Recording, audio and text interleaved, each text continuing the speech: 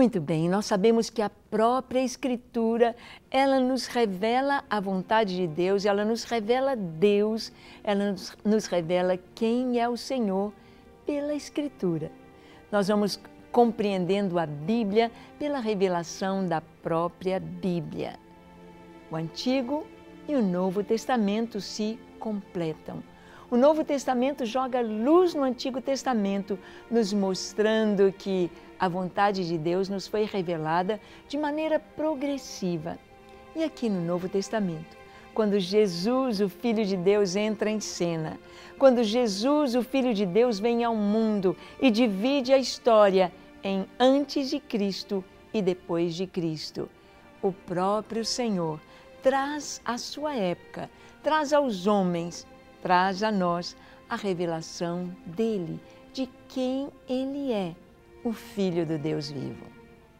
Mas Jesus, aqui no capítulo 9 do Evangelho de João, Jesus opera um milagre tremendamente maravilhoso e único na história da humanidade, quando um cego de nascença passou a enxergar. Provavelmente este homem não tinha o globo ocular, a ausência do globo ocular, aquele olho fundo ali na órbita. Não sabemos, mas sabemos que Jesus fez algo tremendamente maravilhoso. Fez aquela bolinha de saliva com terra, fez um lodo, aplicou ali nos seus olhos. Quem sabe ele fez a bolinha de um globo ocular. Colocou ali e disse ao homem, vai e lava-te no tanque de Siloé. E aquele homem foi e se lavou e voltou enxergando.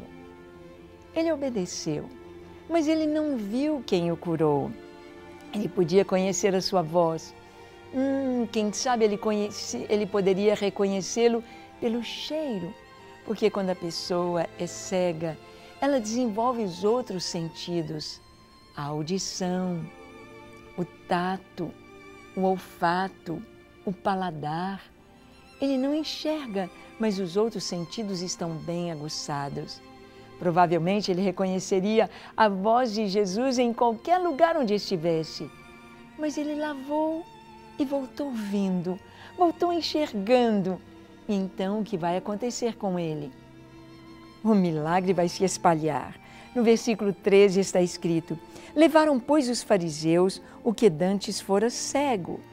E era sábado, o dia em que Jesus fez o lodo e lhe abriu os olhos. Então os fariseus, por sua vez, lhe perguntaram como chegar a ver. Ao que ele respondeu, aplicou lodo aos meus olhos, lavei-me e estou vendo. Por isso, alguns dos fariseus diziam, este homem não é de Deus, porque não guarda o sábado. Diziam outros, como pode um homem pecador fazer tamanhos sinais? E houve dissensão entre eles.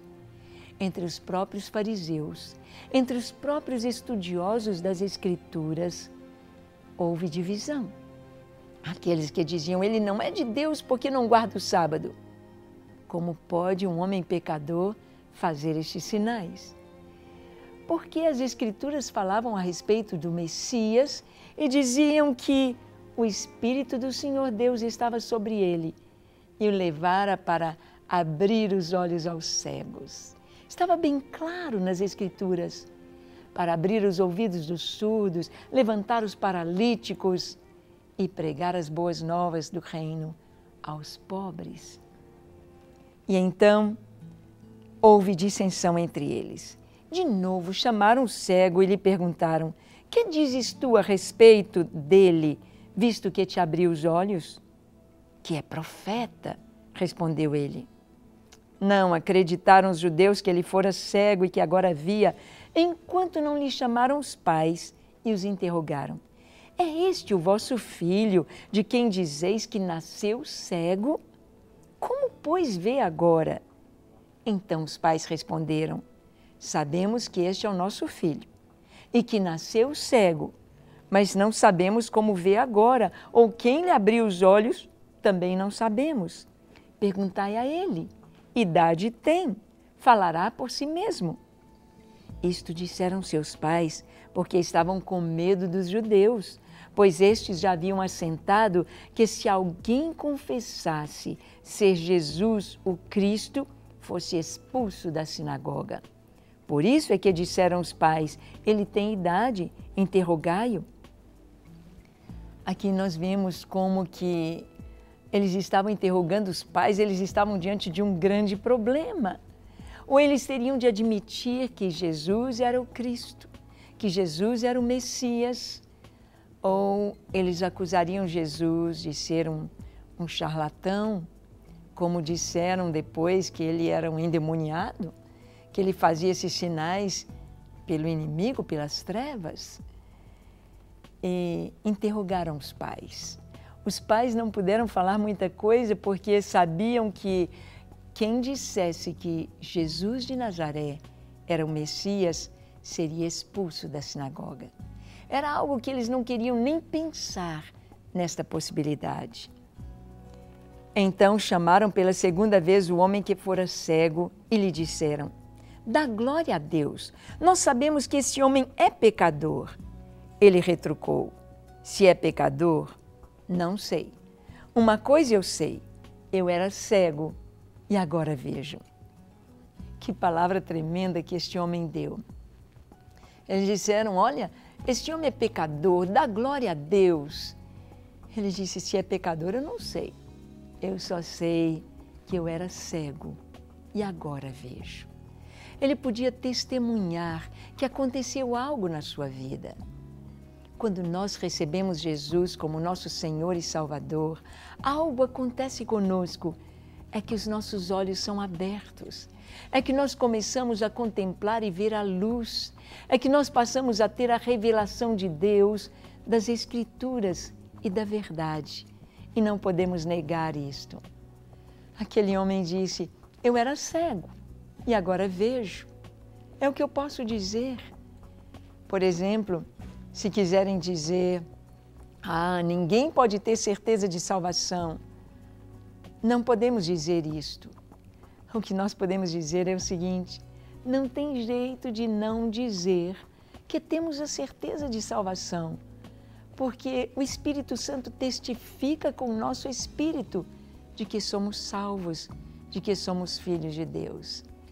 E se eu disser que eu não tenho certeza da minha salvação, é mentira, porque o Espírito Santo testifica no nosso coração. Somente quando você começa a enxergar, você vê. Então, somente quando nós realmente temos uma experiência pessoal e real com Jesus, é algo tão marcante que podemos dizer como este cego: só sei de uma coisa, eu era cego e agora vejo. Eu era perdido e agora fui encontrado, estou no caminho. Eu era condenado às trevas, à morte, ao inferno, e agora eu estou salvo e tenho certeza da minha salvação. E este homem disse: eu era cego e agora vejo. Perguntaram-lhe, pois: que te fez ele? Como te abriu os olhos? Ele lhes respondeu: já vos disse, e não atendeste. Por que quereis ouvir outra vez? Porventura quereis também tornar-vos seus discípulos? Então o injuriaram e lhe disseram: discípulo dele és tu, mas nós somos discípulos de Moisés. Sabemos que Deus falou a Moisés, mas este nem sabemos de onde ele é. Respondeu-lhes o homem: nisto é de estranhar que vós não saibais de onde ele é, e contudo me abriu os olhos.